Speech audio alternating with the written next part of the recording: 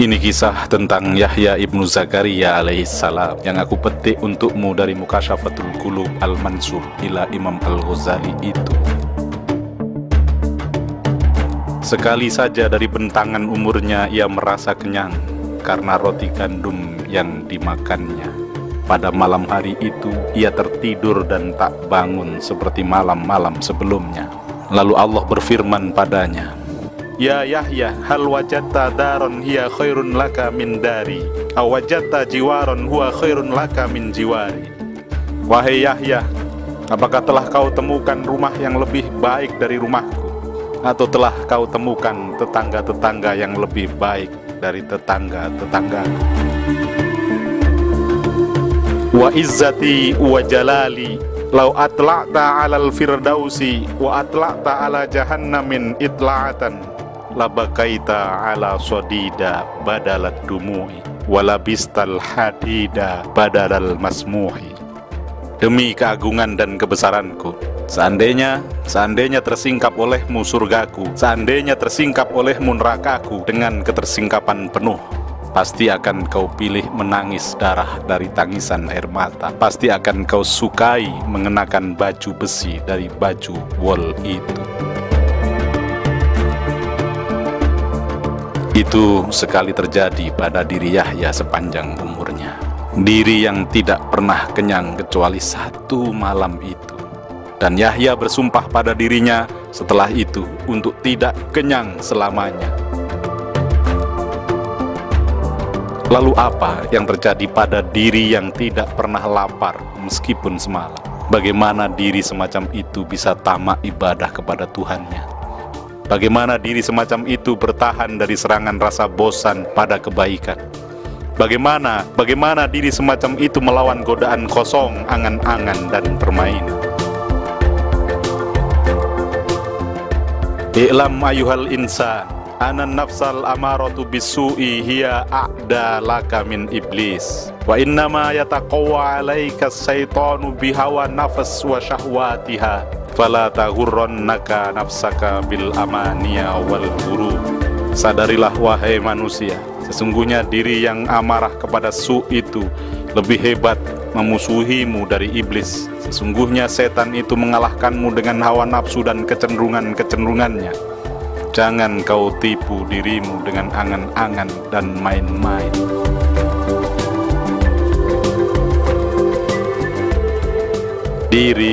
Dirimu, apakah itu diri? Seperti apakah dirimu? Sudah pastikah definisimu atas dirimu, sehingga akalmu terlatih menundukkannya, lalu menaruhnya kembali pada tempatnya setiap kali diri tersesat pada saat menjalankan tugasnya?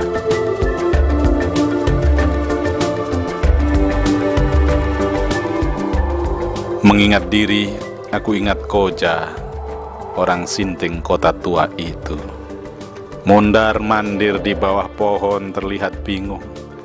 Sekali ia berjalan ke barat sambil memegang keningnya. Sebentar lalu balik ke timur menggeleng-gelengkan kepala. Seorang penjual mainan datang menghampirinya. "Wahai Koja, apakah yang membuatmu gelisah seperti itu?"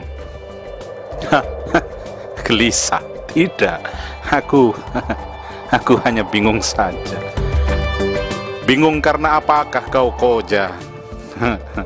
Aku bingung bagaimana aku bisa tidur dan saat bangun aku tidak kehilangan diriku." Koja melihat pada penjual mainan itu, lalu tampak mukanya berseri gembira. Beritahu aku tahu kamu tahu. Bagaimana aku bisa tidur dan saat bangun aku masih menemukan diriku?" Penjual mainan itu kini akhirnya yang bingung.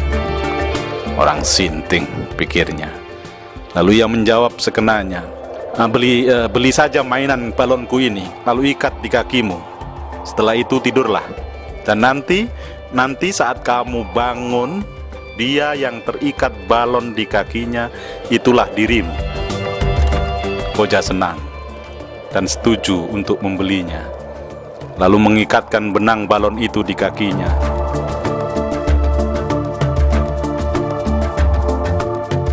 Koja mulai merebahkan dirinya di bawah pohon kota tua itu, tertidur. Saat setelah nyenyak tidurnya berlalu, ia bangun. Segera ia ingat untuk melihat balon yang terikat di kakinya, dan ia tersergap rasa takut sebab tak mendapati balon itu ada. Ia telah kehilangan dirinya, diri yang ia tandai tadi sebelum tidurnya. Si Majnun itu berlarian ke sana kemari sambil berteriak, "Diriku, diriku, mana diriku? Mana diriku? Wahai, kemana perginya diriku?" Ia melihat seorang anak membawa balon seperti yang ia ikat di kakinya. Lalu ia mengejarnya dengan gembira, sebab ia menemukan kembali dirinya dalam bentuk lebih muda dari sebelumnya. "Diriku, diriku, syukurlah, syukurlah kau belum jauh pergi dariku."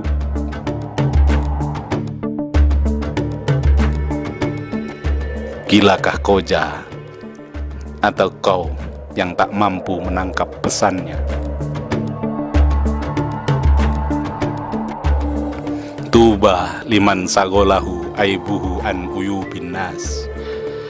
Beruntunglah orang-orang yang disibukkan dengan aib dirinya dari disibukkan mengurusi aib orang lain. Al-Hadis. Itu pesan baginda sebagai kesimpulanku atas pesan Koja. Berapa sering kita kehilangan diri kita dan tak pernah khawatir. Betapa sering kita kehilangan akal kita dan kita merasa baik-baik saja. Kojakah yang kurang akalnya, atau kita yang merasa berakal tapi kenyataannya bodoh dan gila?